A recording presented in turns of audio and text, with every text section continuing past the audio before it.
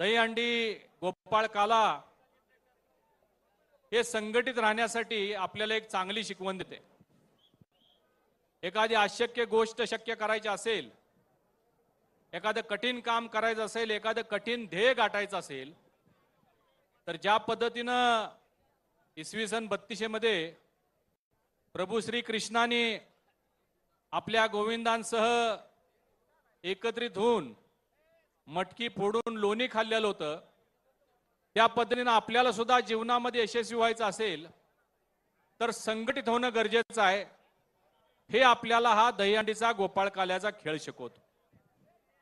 त्याचबरोबर दहीहंडी हा फक्त एक साहसी किंवा चित्तथरारक खेळ नाही आहे, तर ती आपली संस्कृती आहे आणि ही संस्कृती जपण्याचं काम धनंजय महाडिक युवा शक्तीच्या वतीनं गेले 17 वर्ष आपण साजरा करत आहोत।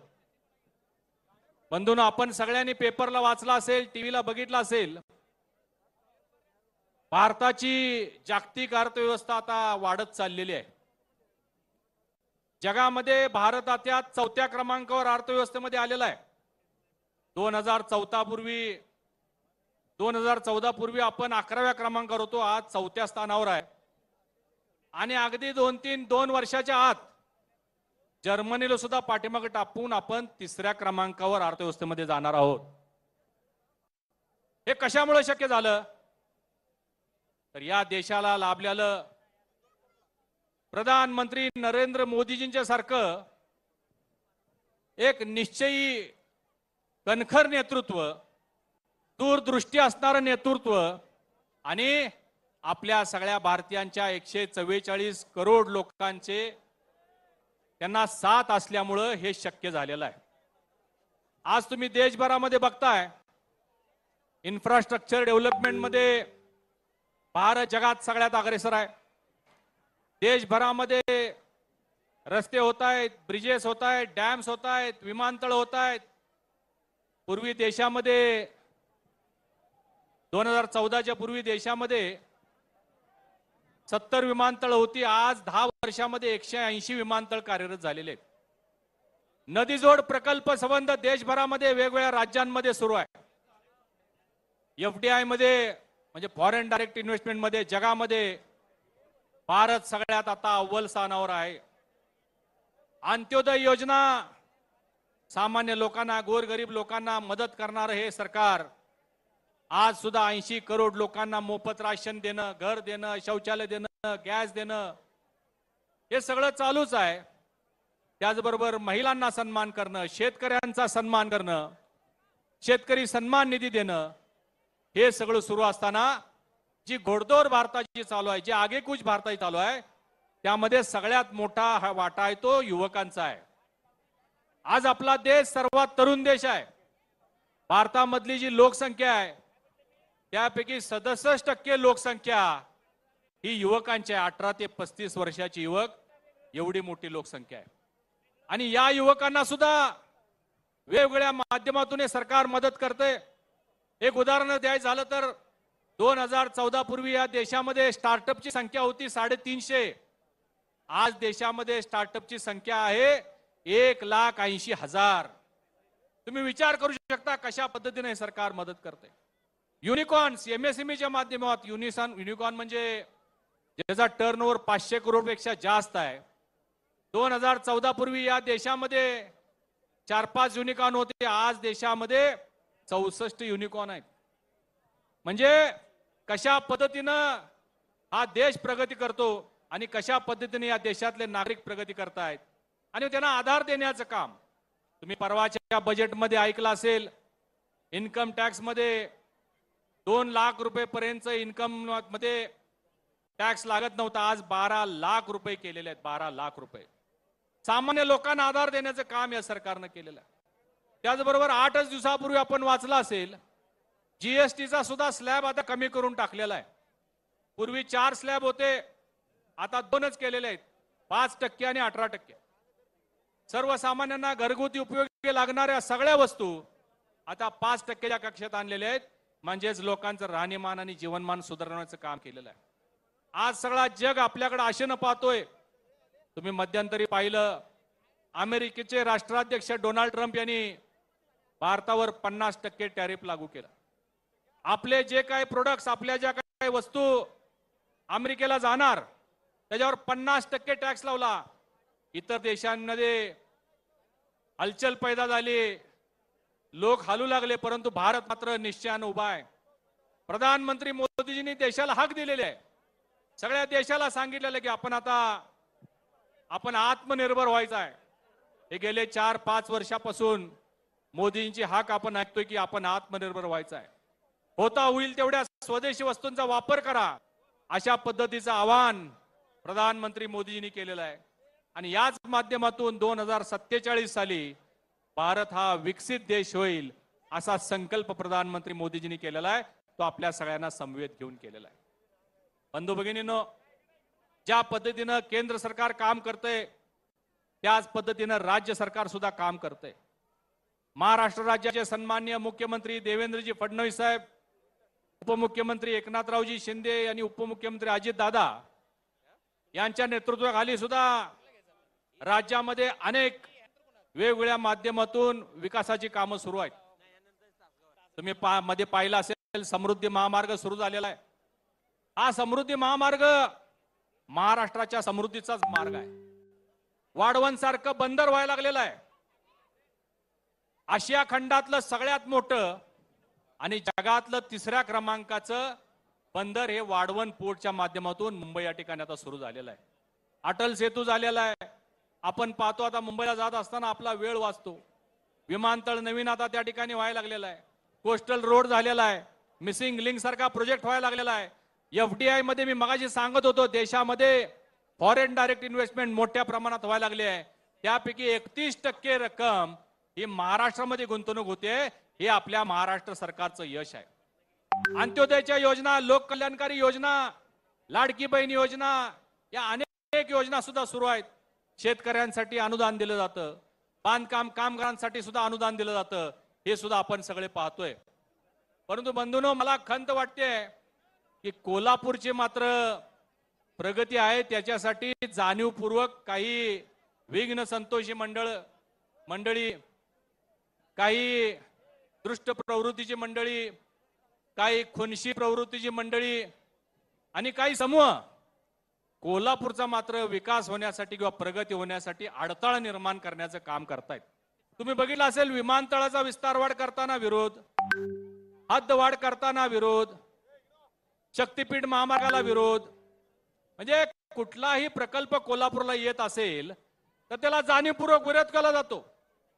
बंधूंनो, आपण बघितलं असेल, गेल्या वर्षी याच व्यासपीठावर मुश्रीफ साहेबांनी भाषण करताना सांगितलं होतं की आता विधानसभेची सुरुवात या दहीहंडीच्या स्टेजवरून झालेला आहे, त्याचा प्रचार शुभारंभ झाला म्हणून त्यांनी सांगितलं होतं. हे साधं व्यासपीठ नाही आहे. या दहीहंडीच्या सोहळ्याला जिल्ह्याच्या कानाकोपऱ्यातून हा चित्तथरारक खेळ पाहण्यासाठी लोक येतातच, परंतु एक संदेश सुद्धा घेऊन जाण्यासाठी युवक मोठ्या संख्येनं या कार्यक्रमाला येतात. मी सुद्धा गेल्या वर्षी अनेक वेळा भाषणामध्ये सांगितलं होतं की राज्यामध्ये महायुतीचंच सरकार येणार आणि कोल्हापूरमध्ये 10च्या 10 जागा निवडून येणार. त्या पद्धतीने आशीर्वाद कोल्हापूरकरांनी तुम्ही दिला.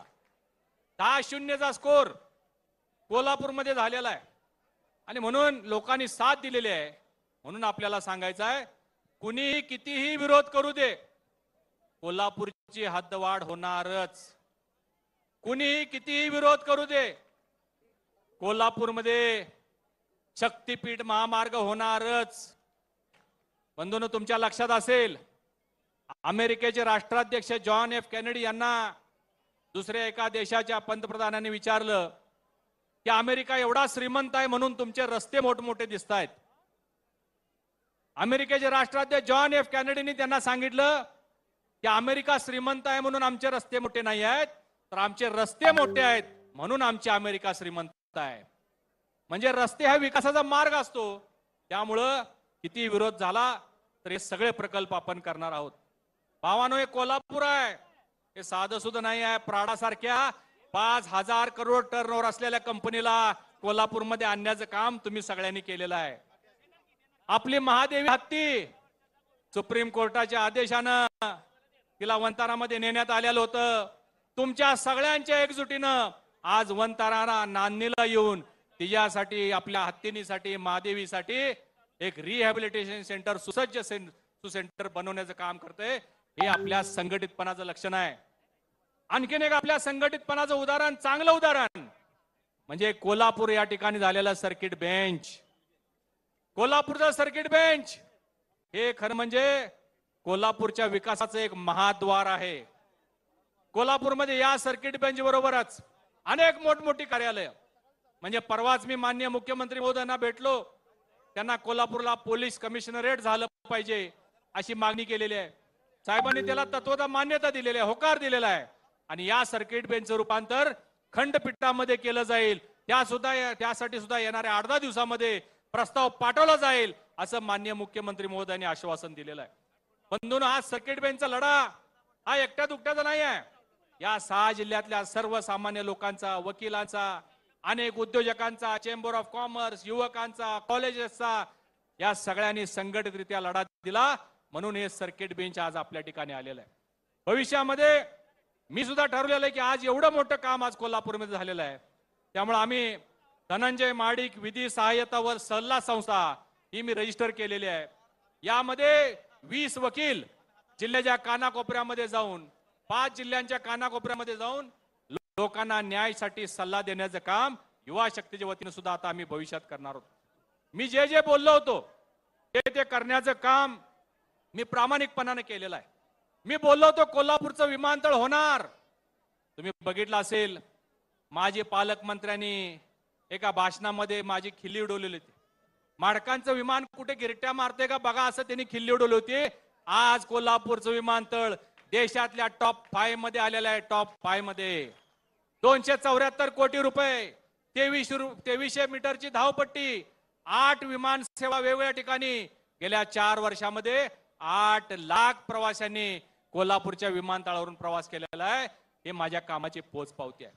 कोल्हापूरचं रेल्वे स्टेशन 44 करोड रुपये आणलेले आहेत. कोल्हापूरला नवीन रेल्वे आणलेले आहेत. वंदे भारत पुण्यापर्यंत सुरू झालेले आहे. लवकरच आपण मुंबईपर्यंत सुरू करणार आहोत.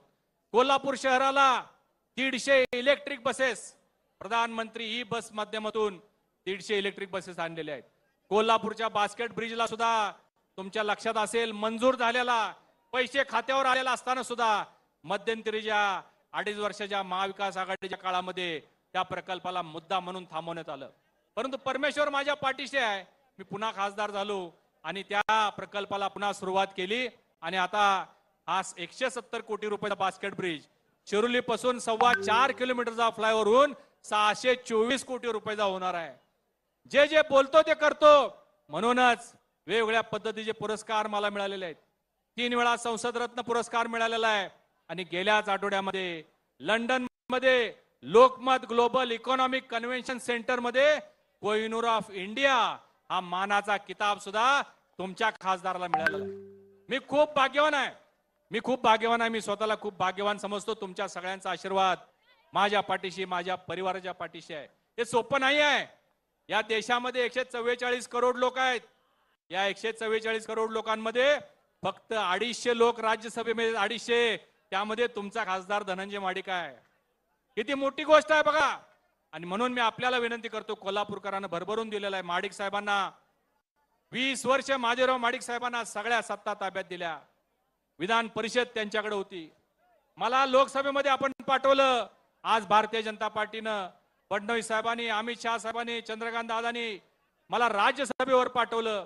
अमल महाडिकांना 2 वेळा दक्षिण मधून आपण निवडून दिलं. 2 वेळा.